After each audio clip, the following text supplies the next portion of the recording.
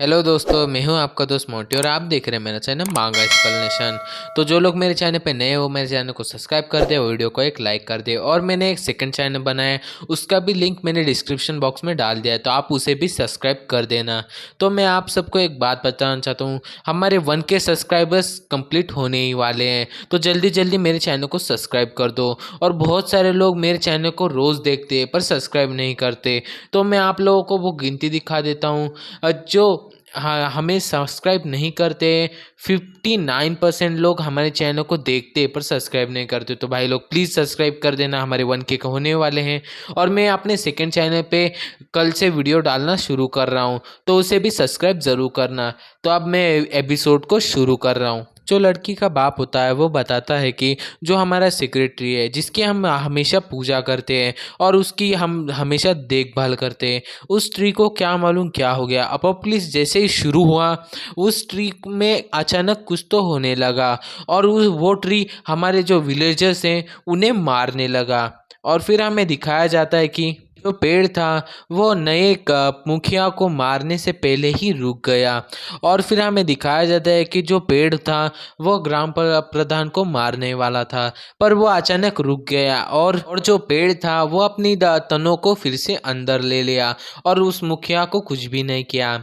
इसी वजह से हम लोगों ने सभी लोगों ने उसे पूजना लगा और उसे हमारा नया मुखिया बना दिया। और फिर हमें दिखाया जाता है जो मुखिया था उसके हम पूजा करने लगे, उसे मान सम्मान देने लगे, इसलिए क्योंकि वो उस पेड़ को कंट्रोल कर सकता था और हमें हर एक मुसीबत से बचा सके।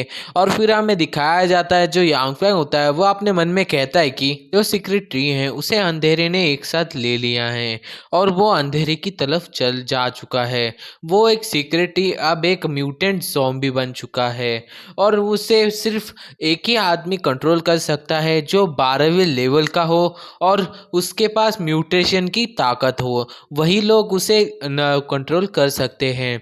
वो नया प्रमुख उसे कंट्रोल कर सकता है कि नहीं ये तो अब पता चलेगा। और फिर हमें दिखाया जाता है कि वो लोग उस नए प्रमुख के घर के पास पहुंच जाते हैं और फिर जो आदमी होता है वो कहता है कि ये देखो ये है नए चीफ का घर और ये ही इसी जगह पे हमारे जो लोग हैं उन्हें रखा गया है, मेरी बेटी और तुम्हारे सभी के सभी साथियों को। और फिर हमें दिखाया जाता है जो यांगफैंग होता है वो जल्दी से उस जगह पे जाता है और अपने एक ही लात से जो दरवाज़ा होता है उसे तोड़ देता है। और फिर जो सीनान होता है वो कहता है कि यांगफैंग आगे मत बढ़ो, मैं तुम्हारे साथ आ रहा हूँ, मेरे लिए रुको।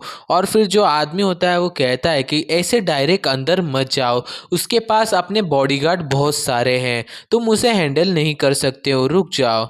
और फिर हमें दिखाया जाता है कि अंदर का सीन जहाँ पे यानयू डुआनजू और जो डॉक्टर है उन्हें बांध के रखा हुआ होता है और किंगजू इन सभी को बांध के रखा होता है और उनके कपड़े भी उतार दिए गए होते हैं।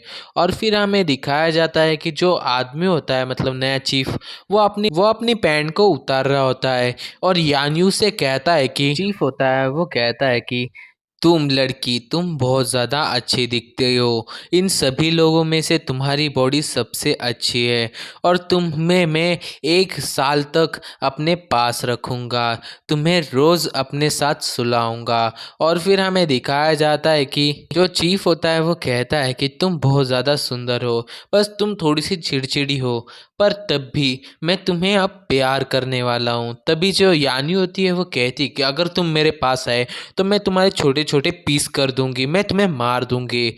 और फिर हमें दिखाया जाता है जो यांगफैंग होता है वो हीरो की एंट्री मारता है और जो दरवाज़ा होता है उसे तोड़ के अंदर आ जाता है। फिर हमें दिखाया जाता है जो किंजो होती है वो कहती है कि भाई आप आखिर में आ ही गए, हम कब से आपकी इंतज़ार कर रहे थे, हम लोगों को इसने बहुत ज़्यादा परेशान किया। और फिर हमें दिखाया जाता है जो चीफ होता है वो अपने आदमियों को कह रहा होता है कि ये कौन है और ये मेरे कैमरे में कैसे आया, बॉडीगार्ड जल्दी आओ और इसे पकड़ लो।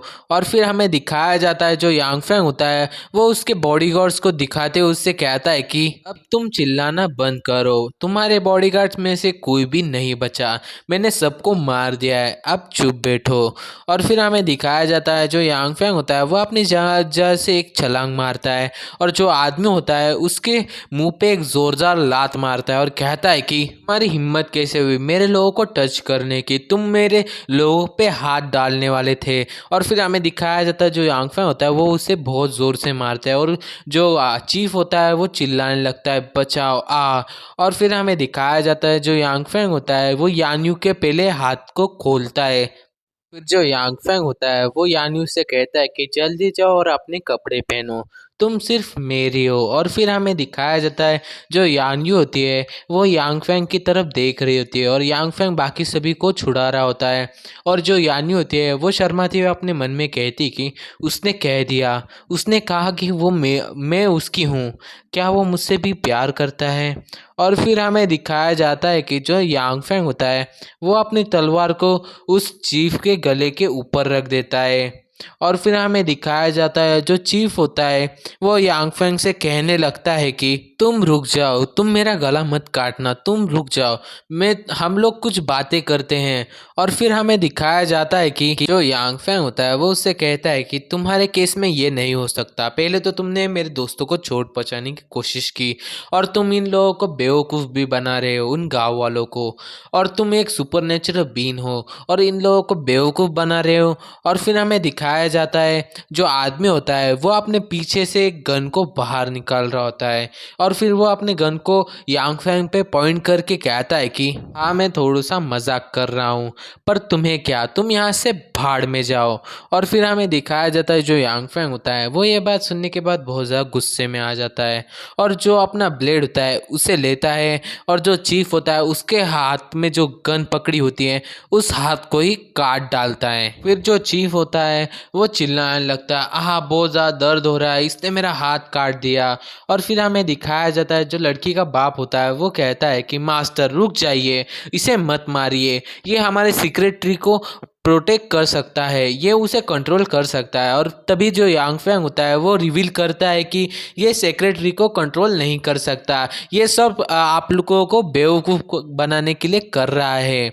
और फिर हमें दिखाया जाता है कि जो यांग फैंग होता है वो अपने मन में कह रहा होता है कि ये इस वजह से मुझे नहीं रोक रहा कि मैं इसे मार दूंगा, सेक्रेटरी की वजह से, इस वजह से नहीं रोक रहा, वो मुझे इस वजह से रोक रहा है क्योंकि उसकी बेटी है वो इन लोगों के पास है, अगर मैंने इसे मार दिया तो इसकी बेटी को भी वो लोग मार देंगे। और फिर हमें दिखाया जाता है जो यांग फैंग होता है कुछ देख के बहुत ज़्यादा चौंक जाता है। और फिर हमें दिखाया जाता है कि वहाँ पे एक बंदा आ जाता है उस छोटी बच्ची को लेके। और फिर जो छोटी बच्ची होती है वो कहती है कि पिताजी मुझे बहुत ज़्यादा डर लग रहा है, ये मुझे मार देगा शायद। और फिर हमें दिखाया जाता है जो आदमी होता है वो कहता है कि तुम लोग मेरे भाई को छोड़ दो वरना मैं इस लड़की को मार दूंगा। तो चीफ होता है वो कहता है कि वेल डन, तुमने बहुत ज़्यादा अच्छा काम किया उस लड़की को यहाँ लाके, अब ये मुझे नहीं मार सकता। और फिर हमें दिखाया जाता है कि जो लड़की का बाप होता है वो यांग फैंग के पैरों के नीचे आ जाता है और कहता है कि master please please please please इसे मत मारो,